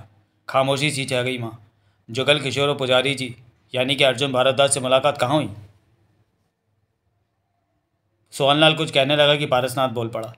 इन्हें सारी बात बतानी चाहिए जो कि रामन से हुई थी। तुम ठीक कहते हो। उसके बाद वे सब फर्श पर ही बैठ गए। पारसनाथ और सोहनलाल सबको रामन से हुई बातचीत बताने लगा। उनमें और रामन में हुई बातचीत उन सबके कानों में पहुंचने लगी। 10-12 मिनट लगे उन दोनों को। पारसनाथ और सोहनलाल ने सब कुछ उन्हें बता दिया। इस बीच खामोशी छाई रही। कोई कुछ भी नहीं बोला था। जब वो दोनों बताकर चुप हुए तो सबने एक दूसरे को देखा। मिन्नू देवा से क्या उठी। जुगल किशोरी रामन ने देवा, इससे बड़ी बात तो पुजारी जी की है। देवा ने गंभीर स्वर में कहा। वो वही अर्जुन भारद्वाज है जो कि जिन्हें हम पृथ्वी ग्रह से जानते हैं। देवा गंभीर स्वर में क्या उठा। मैंने तो कभी सोचा ही नहीं था कि उसका हमारे पूर्व जन्म में रिश्ता हो सकता है। जगमोहन क्या उठा। अर्जुन भारद्वाज का खास रिश्ता है इस ज़मीन से। सोहनलाल ने गंभीर स्वर में कहा। वो इस ग्रह का पुजारी है। जगमोहन ने देवराज चौहान को देखा। लेकिन अर्जुन भारद्वाज हमें दिखा क्यों नहीं? मोना चौधरी कह उठी। रामन हमें नहीं दिखा, लेकिन इन लोगों को मिल गया। इसी तरह अर्जुन भारद्वाज भी किसी से मिला हो सकता है। किससे? मोना चौधरी ने देवराज चांद को देखा। अभी हम में 2 आदमी कम हैं, बाकी और रुस्तम। तो क्या अर्जुन भारद्वाज उन्हें मिला हो सकता है? होने को कुछ भी हो सकता है, देवराज चांद ने कहा। महाजन इसलिए चुप था कि वो तो अर्जुन भारद्वाज को नहीं जानता था, परंतु जगल किशोर को अवश्य जान गया था इस धरती पर पहुंचकर। लेकिन पुजारी जी के रूप में अर्जुन भारद्वाज का चेहरा ज़रूर जानता था, जबकि पारसनाथ रावण को देखते ही पहचान गया था, परंतु पुजारी जी का चेहरा अभी भी वो नहीं जान पाया था। अब मुकुट हमारे पास है, जगमोहन कह उठा। मेरे ख्याल में हम यहाँ रुक कर अपना वक्त खराब कर रहे हैं, मोना चौधरी कह उठी। हमें यहाँ ना ठहरकर अभी हमें रानी के किले की तरफ जाना चाहिए। अर्जुन भारद्वाज हमें किले के पास ही मिलेगा। कोई ज़रूरी तो नहीं कि पुजारी जी हमें वहाँ मिले, पारसनाथ बोला।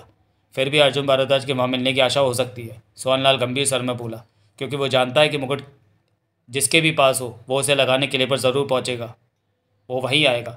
ये ठीक कहता है, देवा सोचों में डूबे बोला। अभी चले हम वहाँ? जगमोहन कह उठा। हाँ अभी, मोना चौधरी ने कहना चाहा। अभी नहीं, देवराज चांद बोला। हम कल सुबह यहाँ से किले की तरफ रवाना होंगे। यहाँ से कितनी देर का रास्ता है किले का? महाजन ने पूछा। किले पर पहुँचने में हमें आधा दिन लग जाएगा, देवराज चांद ने कहा। मतलब कि दोपहर तक हम किले पर जा पहुँचेंगे? देवराज चांद ने सहमति से सिर हिलाया। फिर तो शाम तक हम मुकुट को उस मूर्ति पर लगा, सोनलाल ने कहना चाहा। पहले हमें किले का ज़र्रा ज़र्रा साफ़ करना होगा, मोना चौधरी कह उठी। इस तरह की जैसे वहाँ की ज़िंदगी आम हो, सब कुछ सुचारू रूप से चल रहा हो, तब हमारे मंत्र काम में आएंगे। अगर हम सब किले की सफाई करने लगे तो कम से कम 2 दिन तो लग ही जाएंगे, देवराज चांद बोला। 2 दिन? महाजन बोला। किले पर रोशनी पैदा करने के लिए 2-3 दिन का वक्त लगेगा ही, देवराज चांद कह उठा। हम कल सुबह ही ये गांव छोड़ देंगे, महाजन ने कहा। अगर अभी यहाँ से चल पड़े तो? जगमोहन ने कहना चाहा। अब दिन बीता जा रहा है, हम रात के अंधेरे में वहाँ पहुँचेंगे। इस तरह हमारा दिन भी हाथ से गया और रात भी गई। बेहतर होगा कि रात हम आराम से गुजारें और सुबह यहाँ से चलकर कल दोपहर को किले पर पहुँच जाएं, देवराज चांद कह उठा। देवा ठीक कहता है, मोना चौधरी कह उठी। तभी एक तरफ बैठी सोहनलाल की माँ उठते हुए कह उठी। मैं तुम लोगों के लिए कहवा बनाती हूँ।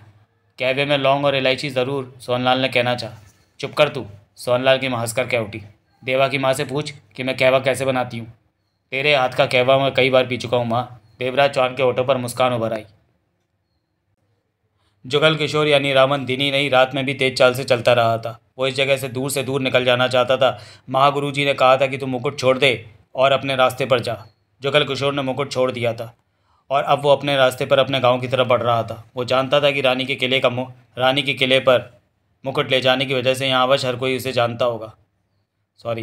वो जानता था कि रानी के किले का मुकुट ले जाने की वजह से यहाँ अवश्य हर कोई उसे जानता होगा। एक बार किसी भी बस्ती की निगाहों में आने की देर है कि उसका भेद खुल जाना था। अपने गांव तक पहुंचने के लिए उसे कुछ गांवों और काफ़ी बस्तियों में से निकलना ही होगा। काफ़ी रात जुगल किशोर इसी तरह चलता रहा। आधी से ज़्यादा रात बीत चुकी थी। थकान जुगल किशोर के सिर पर सवार होने लगी थी। अभी तक उसे अर्जुन भारद्वाज यानी पुजारी जी तो क्या कोई भी नहीं मिला था। वैसे भी अंधेरे का वक्त था, कोई कुछ दूरी से निकल जाए तो पता नहीं चलता था। इस समय वो किसी के भी सामने नहीं पड़ना चाहता था, लेकिन वो जानता था कि रास्ते में पड़ने वाले गांव और कस्बे वाले उसे अवश्य देख लेंगे। तब यह खबर फैलते फैलते हर किसी के कानों तक पहुंचेगी कि वो किस तरफ है। ऐसे में हर कोई उसे पा लेना चाहेगा कि उससे मुकुट ले सके, जो कि उसके पास था ही नहीं। वो मुकुट तो वह सोहनलाल और पारसनाथ को दे चुका है। जब थकान ज़्यादा हो गई, नींद आंखों में सवार होने लगी, तो जुगल किशोर ठिठका और पास ही हरी घास तलाश करके उस पर जा लेटा। चंद पलों में ही नींद ने उसे अपने आगोश में ले लिया। जुगल किशोर सोता रहा, गहरी नींद में ऐसा डूबा कि करवट तक नहीं बदली। नींद में ही उसने चिड़ियों की चहचहाट सुनी, कौवे जैसे पंछी की आवाज़ भी सुनाई दी। जुगल किशोर यानी रावण नींद में ही उन आवाज़ों को सुनता रहा, पर सोया उठा नहीं। वो वक्त भी आया जब उसने ज़बरदस्ती आंखें खोली। आंखों में नींद भरी हुई थी। जुगल किशोर चाहता तो दोपहर तक सो सकता था, परंतु ये वक्त आगे बढ़ने का था, अपने गांव पहुंचने का वक्त था। साथ ही रास्ते में मिलने वाले लोगों को क्या जवाब देना है, मुकुट के बारे में ये सोचने का वक्त था। जुगल किशोर उठ बैठा। भूख भी लगने लगी थी। उसने सोचा कि वो राह में मिलने वाले किसी पेड़ से फल तोड़कर खा लेगा। वो उठ खड़े होने और आगे बढ़ने की सोच ही रहा था, तभी उसके कानों में मुस्कुराती आवाज़ पड़ी। कैसा है रामन? रामन के मस्तिष्क को झटका लगा। रामन? ये आवाज़ तो सतलजा की थी, भीमा के साथी की थी। जैसे वो भीमा का साथी था, ऐसे सतलजा भी भीमा का साथी था। जब उसे भीमा ने मुकुट के साथ पृथ्वी ग्रह पर भेजा था, तब सतलजा पास ही खड़ा था। बैठे बैठे जुगल किशोर पीछे से आई आवाज़ की तरफ पलट गया। एक पेड़ से लगा बैठा सतलजा मुस्कुराते हुए जुगल किशोर को देख रहा था। जुगल किशोर की आंखें फैल गई सतलजा को सामने देखकर। सब तो उसे याद थे, परंतु भीमा को वो पूरी तरह से भूल गया था। ए रामन, कैसा है तू? सतलजा बराबर मुस्कुरा रहा था। जुगल किशोर ने उसी पल अपने मनोभावों को अपने चेहरे पर से गायब कर लिया। मैं ठीक हूँ, तू तू कैसा है सतलुजा? जुगल किशोर चीख उठा। तुझे मेरा नाम याद है रामन? सतलुजा हंसा। नाम क्या, तेरी हर बात याद है। रामन उठा, सतलुजा भी उठा। दोनों फौरन गले जा मिले। फिर दोनों अलग हुए। तू यहाँ कैसे सतलुजा? जुगल किशोर बहुत खुश था। भीमा ने तेरी तलाश में भेजा है। सतलुजा भी खुश था। मेरी तलाश में? हाँ रामन, जब से तुम इस लोक में आए हो तभी भीमा ने अपने चुने हुए 15 आदमियों को बुलाकर अलग अलग दिशा में जाने का निर्देश दे दिया कि तुम्हें ढूंढकर उसके पास लाया जा सके। मैंने तुझे ढूंढ लिया रामन। तुमने कैसे ढूंढा? सुबह मैं घोड़े पर सवार होकर यहीं से निकल रहा था कि तुम्हें यहाँ पर पड़े देख लिया। मैंने खुशी के मारे तुम्हें 2 बार उठाया भी, लेकिन तुम बेसुध से पड़े रहे। मैं समझ गया कि तुम बेहोशी से भरी नींद में हो, तो मैं यहीं पर तुम्हारे उठने का इंतजार करने लगा। जुगल किशोर आसपास देखता हुआ बोला, ये सूर्य कब निकला? सूर्य के निकलते ही तुम्हारी आंखें खुल गईं। सतलुजा जुगल किशोर के कंधे पर हाथ रखकर क्या उठा, जबकि जुगल किशोर का दिमाग पृथ्वी ग्रह की तरह तेजी से दौड़ रहा था। भीमा बहुत नाराज़ होगा मुझसे। जुगल किशोर ने गहरी सांस लेकर कहा। नाराज़? वो क्यों? सतलुजा ने हैरानी से पूछा। कि मैं उस मुकुट को इस ग्रह पर वापस ले आया। भीमा तो बहुत खुश है रामन। खुश है? रामन ने सतलुजा को देखा। हाँ, भीमा ने मुझे महीना भर पहले ही बता दिया था कि रामन इस धरती पर मुकुट के साथ वापस आने वाला है। साथ में देवा, मिन्नो और पुजारी जी अर्जुन भारद्वाज भी होंगे, और वो मुकुट को बोध पर लगाकर सब कुछ पहले की तरह जीवित कर देगा। जीवित कर देंगे? जुगल किशोर की आंखें सिकुड़ी। हाँ। और इस बात से भीमा खुश है? क्यों नहीं, वो बहुत खुश है, सतलुजा ने कहा। तो फिर मुझे उस मुकुट के साथ पृथ्वी ग्रह पर क्यों भेज दिया? जुगल किशोर के होठों से निकला। सतलुजा के चेहरे पर गंभीरता आ गई। अब भीमा पहले वाला भीमा नहीं रहा। सतलुजा कह उठा। क्या मतलब? जुगल किशोर की आंखें सिकुड़ी। तुम लगभग 250 साल पहले मुकुट के साथ दूसरे ग्रह पर चले गए थे और अब लौटे हो। अर्जुन भारद्वाज भी तुमसे मुकुट लेने के लिए दूसरे ग्रह पर चला गया था। ऐसे में भीमा को पुजारी बना दिया गया। पुजारी बनकर भीमा ने कई खास तपस्याएं की। किसी तपस्या से उसने कोई फल हासिल किया और किसी तपस्या से उसे कोई फल मिला। सतलुजा ने गंभीर स्वर में कहा। जुगल किशोर की निगाह सतलुजा पर थी। अर्जुन भारद्वाज के यहाँ ना रहते और पुजारी बनकर भीमा कई शक्तियों को प्राप्त कर चुका है। योद्धा के रूप में भी वो बड़ी शक्तियाँ प्राप्त कर चुका है। भीमा के पास हर चीज़ ज़रूरत से ज़्यादा है, परंतु उसने शादी नहीं की।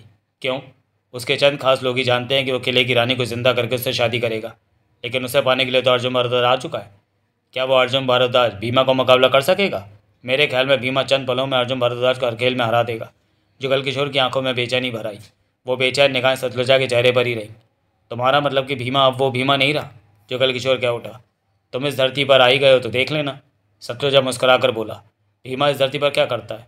पुजारी है वो, जैसा पुजारी अर्जुन भारद्वाज हुआ करता था। मैं समझा नहीं कि तुम क्या पूछना चाहते हो। जैसे कि अर्जुन भारद्वाज पुजारी के रूप में हर जगह पहुंच जाता था, वैसे ही भीमा करता है। आधी जगह जाता है और आधी जगह नहीं। जहाँ से सोने की गिन्नी ज़्यादा लेने की आशा हो वहाँ जाता है। जुगल किशोर ने शांत स्वर में कहा। सतलुजा हंस पड़ा। अब तू ज़्यादा समझदार हो गया रामन। जुगल किशोर मुस्कुरा पड़ा। अब भीमा हमें भी गिन्नियाँ देता है रामन, सतलुजा मुस्कुरा कर कह रहा था। जुगल किशोर मुस्कुराते हुए क्या उठा। तो भीमा के सामने अर्जुन भारद्वाज किसी भी हाल में नहीं टिक पाएगा। सही कहा तुमने, सतलुजा कह उठा। वो चंद क्षणों में अर्जुन भारद्वाज को हटा देगा। सही कहते हो तो, जुगल किशोर सोच भरे सर में बोला। अर्जुन भारद्वाज 225 बरस दूसरी दुनिया में बिताकर लौटा है। यहाँ की ताकत वहाँ की दुनिया में जाकर बर्बाद कर चुका है, जबकि उसकी गैर मौजूदगी में भीमा ने तो तपस्या कर करके कई नई चीज़ें हासिल कर ली। पुजारी बनने के बाद ही वो उन चीज़ों को हासिल कर सका है। वो कैसे? वो सारी तपस्याएं भीमा पुजारी बनने के बाद ही शुरू कर सकता था, पहले नहीं। ओह, तो भीमा अब तो बहुत ताकतवर बन गया होगा। जुगल किशोर मुस्कुरा उठा। सच में बहुत ताकतवर, सतलुजा कह उठा। उसने कई ऐसी तपस्याएं की हैं जिनका फल हमसे भी छिपा कर रखा है। उसके पास क्या क्या है ये ठीक से हम भी नहीं जानते। जुगल किशोर सतलुजा को देखते अपना मुस्कुराता चेहरा हिलाने लगा। भीमा के साथ लगा हर शख्स खुश है। भीमा सबका बहुत ख्याल रखता है। तुम तो खुश हो ना सतलुजा? बहुत ज़्यादा खुश हूँ मैं, सतलुजा हंस पड़ा। बहुत खुश? फिर तो हर कोई खुश होगा। तुम भीमा के पास पहुँच कर देखना, वो तुम्हें भी खुश कर देगा। तुम घोड़े पर आए थे यहाँ, वो कहाँ है? जुगल किशोर आसपास देखता क्या उठा। अभी लो, कहने के साथ ही सतलुजा ने होठों से तीव्र सीटी बजाई। 2 मिनट भी नहीं बीते कि घोड़ा दौड़ता हुआ उसके पास आ पहुंचा। जुगल किशोर ने देखा कि घोड़ा तंदुरुस्त था। 2 क्या 3 लोगों का बोझ संभाल सकता था। ये है मेरा घोड़ा। सतलुजा घोड़े की पीठ पर हाथ फिरता क्या उठा। चला रामन? उसने जुगल किशोर को देखा। घोड़ा तंदुरुस्त है तेरा? जुगल किशोर घोड़े पर नज़र मारता क्या उठा। भीमा के पास हर घोड़ा इसी तरह का है, पर इस घोड़े को मैं ही इस्तेमाल करता हूँ। ये मेरे इशारों को समझता है। चल सतलुजा, मैं भीमा के सामने खुद को पेश करना चाहता हूँ। जुगल किशोर मुस्कुरा कर क्या उठा। आगे बढ़कर सतलुजा ने घोड़े को थपथपाया, फिर रकाब पर पैर रखकर उसकी पीठ पर जा बैठा। घोड़ा सामान्य घोड़ों से कुछ ऊंचा था। घोड़े की पीठ पर चढ़ने में बिना रकाब की कुछ दिक्कत आई। वो जानता था वो मात्र एक दिन में ही ट्रेंड हो सकता है घोड़ों की सवारी करने के लिए, क्योंकि पहले वो इस ज़मीन पर अच्छी घुड़सवारी किया करता था। चले, सतलुजा ने लगाम थामी। चल, कहते हुए जुगल किशोर ने सतलुजा को पीठ से थाम लिया। सतलुजा ने घोड़े को एड़ मारी। घोड़ा आगे बढ़ा और उसकी गति तेज़ होती चली गई। लगाम सतलुजा के हाथों में थी। घोड़ा पेड़ों के बीच से रास्ता बनाता तेजी से दौड़ना शुरू कर दिया था। यहाँ से पगडंडी आने में थोड़ा वक्त लगेगा, पीछे बैठे जुगल किशोर ने ऊँचे स्वर में कहा। हाँ, थोड़ा सा वक्त लगेगा, सतलुजा ने ऊँचे स्वर में कहा। तू मुझे मिल गया, ये अच्छा हुआ, जुगल किशोर ने चिल्लाकर कहा। भीमा को सामने पाकर मैं खुश हो जाऊँगा।